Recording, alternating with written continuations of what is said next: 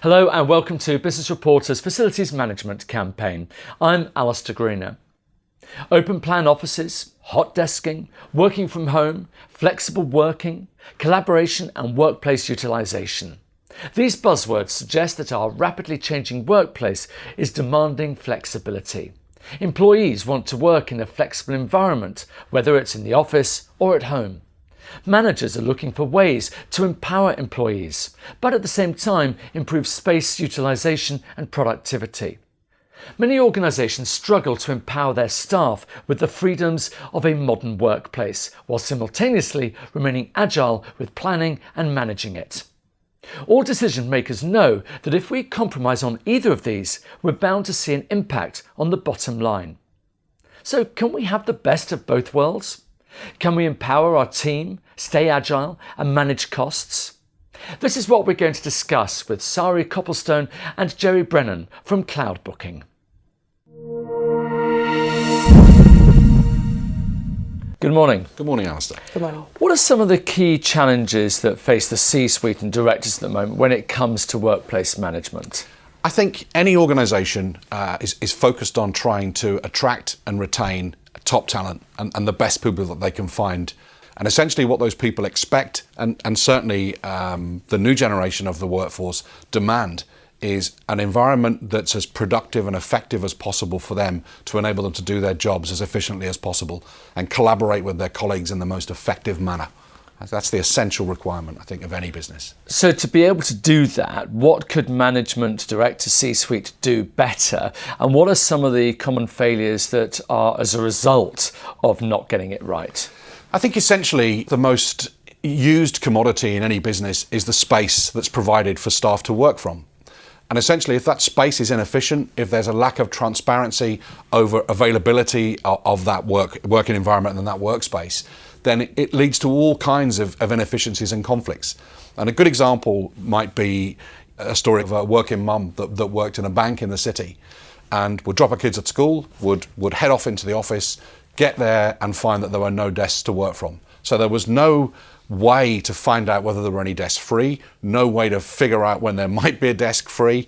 So what it meant was that perhaps other interactions with colleagues that were planned and scheduled for that day would now have to be cancelled and done maybe from the kitchen table via video conference. But I guess the most frustrating thing is for that person who may be an essential member of your workforce, they've now having a situation where they're not actually starting anything productive in their day until probably 11 o'clock in the morning. One of the reoccurring patterns that we see with our clients is this disconnect between the C-suite directors and the employees themselves. And as a result, we've done a big research study in the UK recently of 1,000 UK employees across the private and public sector. And what that revealed is that 60% of employees think that their employer cares more about cost than their employee well-being. What it also revealed was that 93% of employees feel that technology is the single most important point in their workplace, but 60% of them feel that it isn't working correctly. Absolutely. So when you have that disconnect of a C-suite director or board implementing strategies which are meant to be improving the productivity and happiness of employees, but the employees are not involved in that consultation process, you get a disconnect. And of course, we want to make sure that disconnect doesn't happen. So we all know what we need to do. So where does cloud booking come in? What do you do that's different? What we try and do is use technology that's kind of hidden from the user. So we allow them, for example, to place an RFID tag on the base of a laptop. So when they walk to a desk and they sit down, the tag will talk to the reader under the desk and effectively book that person into that space without them even knowing that a system is managing that process. But what it does mean is that we can see how that space is being used. We can then allow other colleagues to search for that person, find out where they're sat and navigate using our app to where that person is. You know, it's a fantastic way to allow people to engage with spaces and use them efficiently.